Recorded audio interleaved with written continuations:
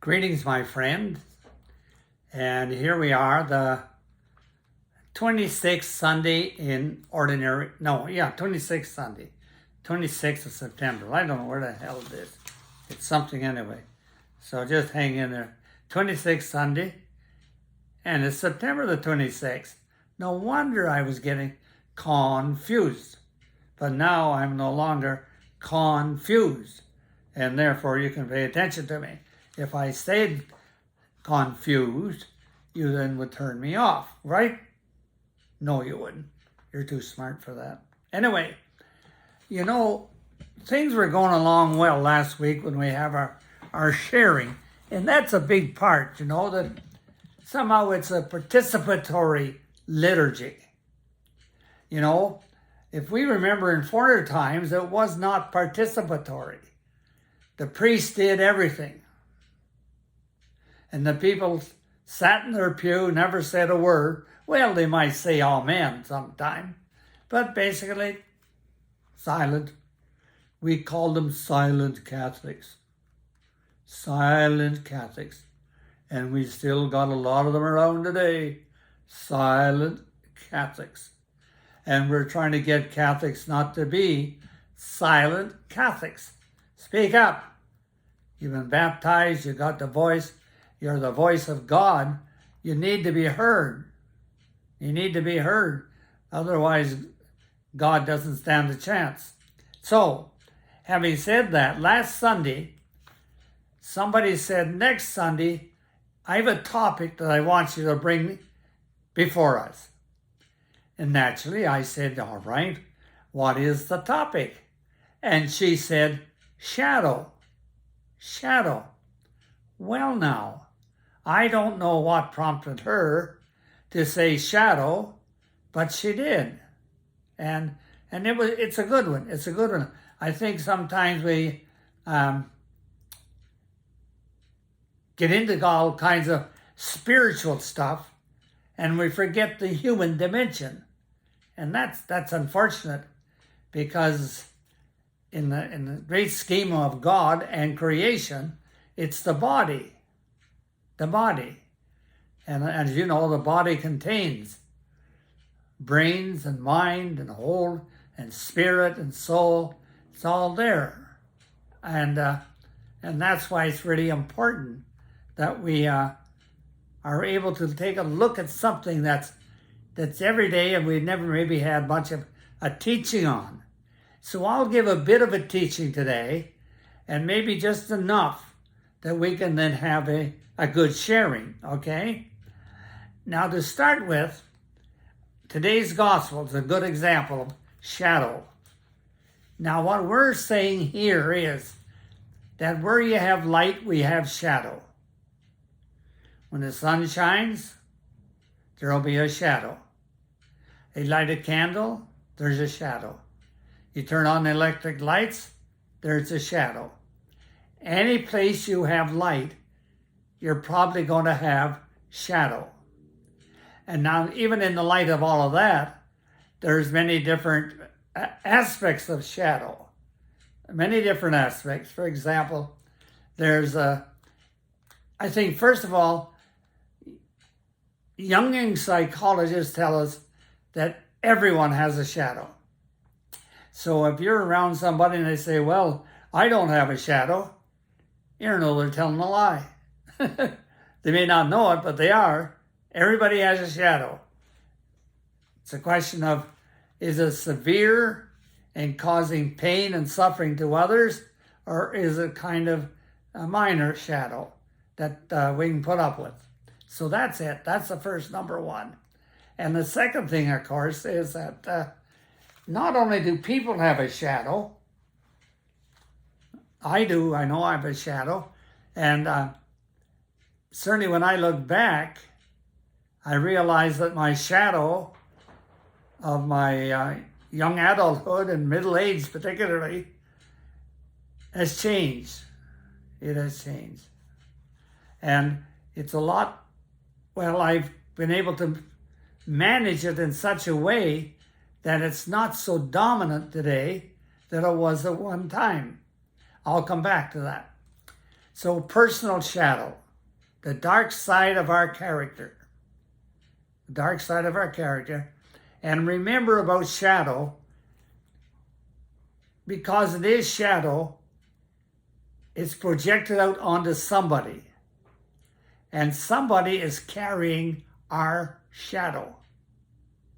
And sometimes it's a minor one they can put up with. Sometimes it's very severe and even is physical and is abusive, verbally and physically. So it's an important part of this, okay? Personal shadow, the dark side of our personality. Secondly, every organization has a shadow. In the last few years, we've seen the shadow side of the church. For a long time, we're going along and we're very naive, I'm afraid. Or we didn't have the ways of communicating, and we didn't know about all the sexual abuse that was going on in the church. And then it came to light. And we still haven't probably really got to the bottom of it. But people were, men in the priesthood, were dumping their shadow on children, exploiting them, traumatizing them, damaging them for life, many occasions. So that was a sign of shadow. Another form of shadow in the church is control. Control. We were a very legalistic church for centuries, very legalistic. And a lot of those legals and a lot of those rules were the shadow of the people who made them.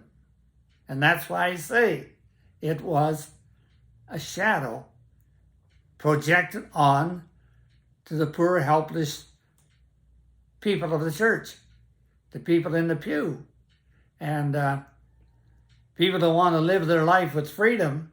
And Jesus said, I came to set you free, and then became members of the church, and their freedom went out the window like when it's gone, because we had so many rules and regulations. So the church definitely has a shadow, and we'd be very naive to think it didn't. We'd be very, very naive if we think that the church should be an institution without a shadow. It is not going to happen. If there are humans there, particularly humans in leadership role, I'll guarantee you there is a shadow. And somebody, generally the lay people, are carrying the shadow.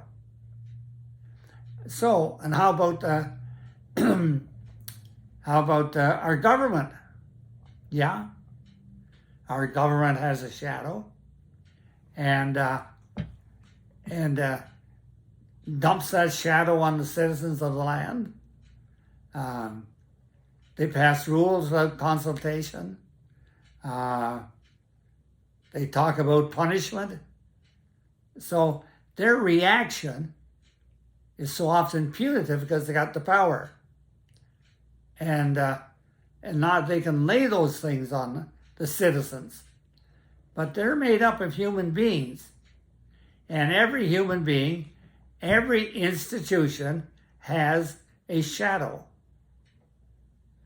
And if we work for some institutions, then we add our shadow to the shadow people who work there, and it becomes a much bigger shadow.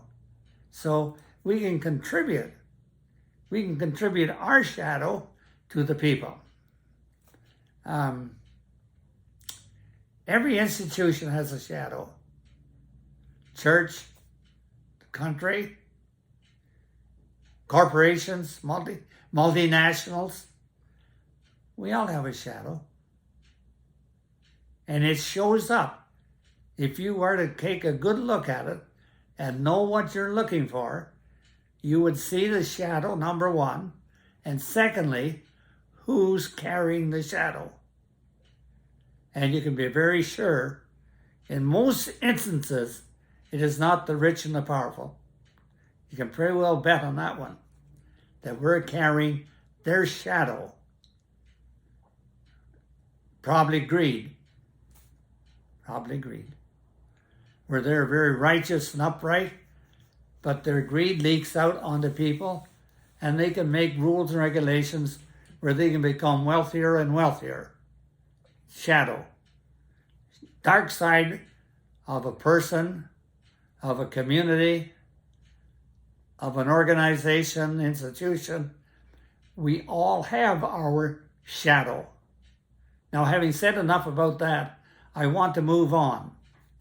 And some of my experience of seeing a shadow. And when I think of the scripture, you may remember. No, I'm going to come back to that, just in case you do.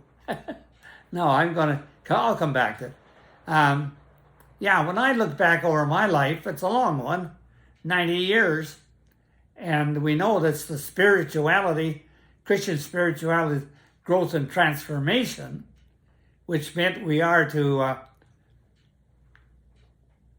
I'll use the word, transform our shadow. Yes, transform our shadow.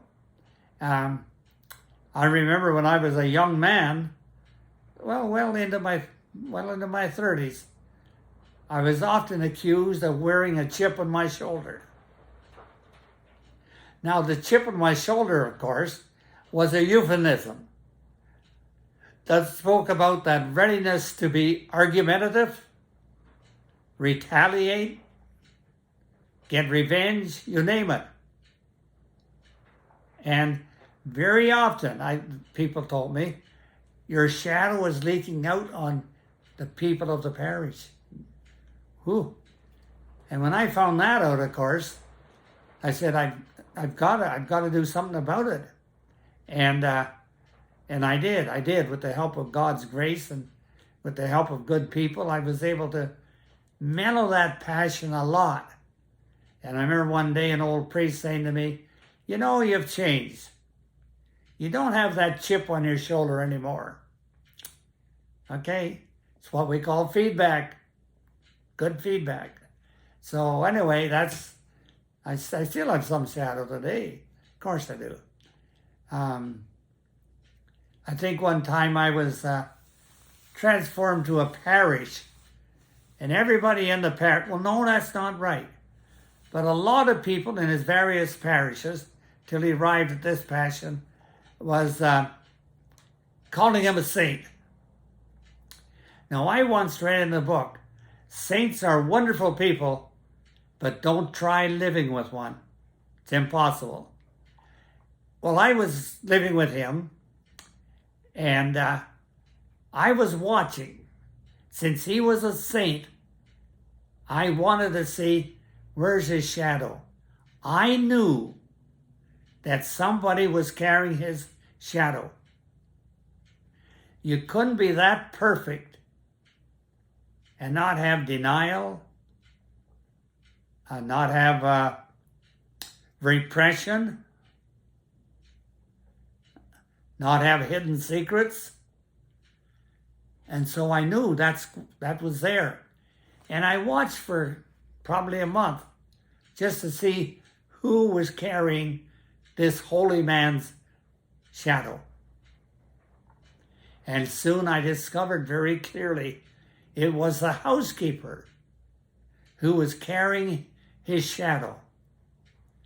Now, he was always very smiling for her and never spoke anything negative, never criticized, treated her fine. It seemed. But the reality was, her experience of him was quite different from his perception. So he perceived himself as being a holy man with the housekeeper. What did she experience? Disempowerment. Treated like a servant girl. Treated like an idiot. Generally speaking, we'd think that the lady in the kitchen doing all the work, preparing meals, would know what you needed when you shopped. Well, he never allowed her to shop. He would just make up his own mind, go out and buy groceries and bring them home and say, here you are, whether she wanted them or not. And maybe there are things she did need, but never asked about what do you need. He just made up his own mind when he got out to the store, here's what I'll buy.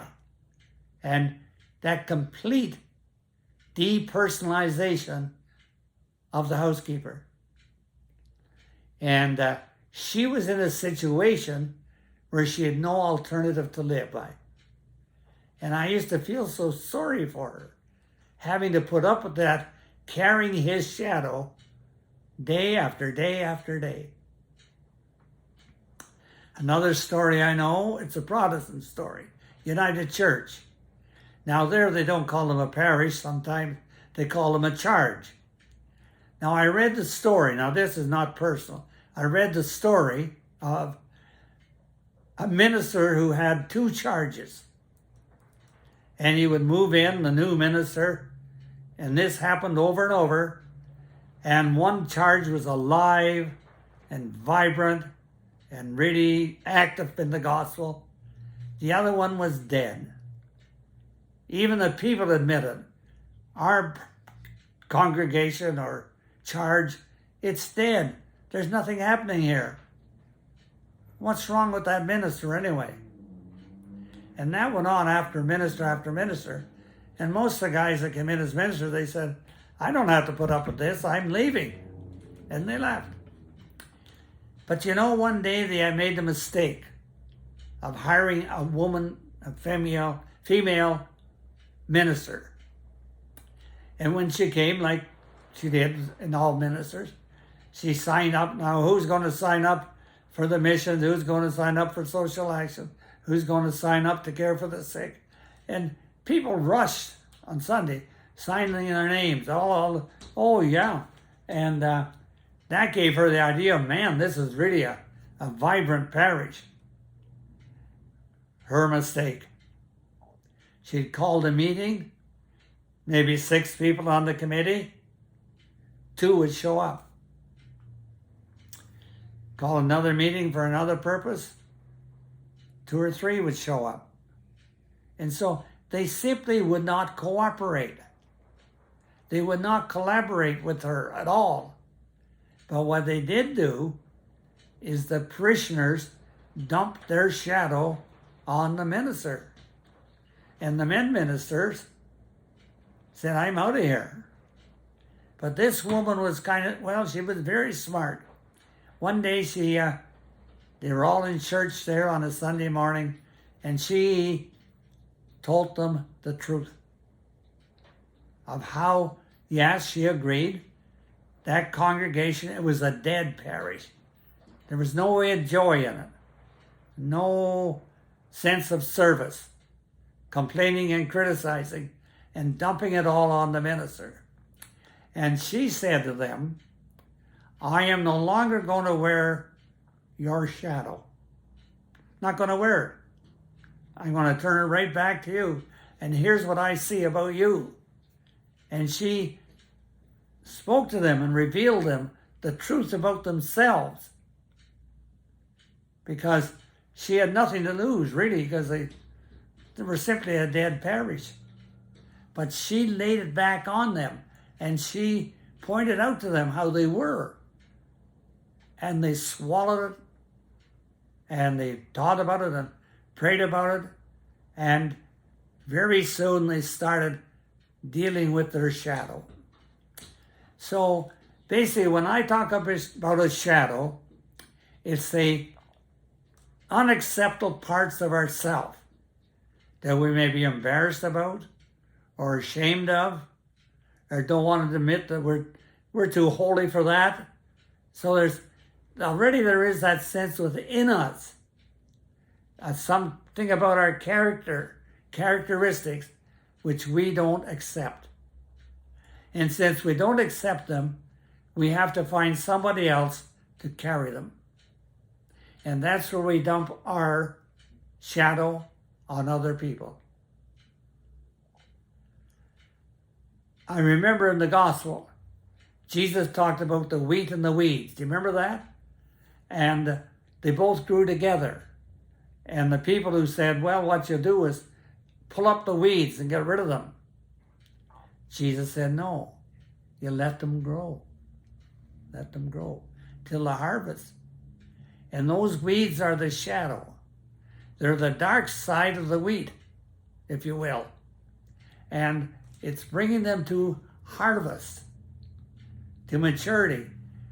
And so what we have to do is, how do we deal with our shadow? I guess the first thing is to be honest enough to admit that we have a shadow. If we're in denial, then we're not going to do anything. But if we're willing to admit that we do have a shadow, I remember when I was preparing young couples for marriage, I had a tool I used, and I would have them do this tool. And the tool would indicate to them their characteristics. And in a very, very real way, they would say what they held in common, where their characters, the personalities fit beautifully. And there would also be that which was obvious. It wasn't going to be so pleasant. And at that point, they had a choice to go forward and get married, but now they're enlightened. This is what she's going to be like. This is what he's going to be like. This is the real him that you're getting. Can you tolerate him? If you think you can change him, you're badly mistaken. But keep in mind, if you don't marry this guy, the next guy would be pretty much the same. So you might as well marry him. But no, that was up to them, not up to me.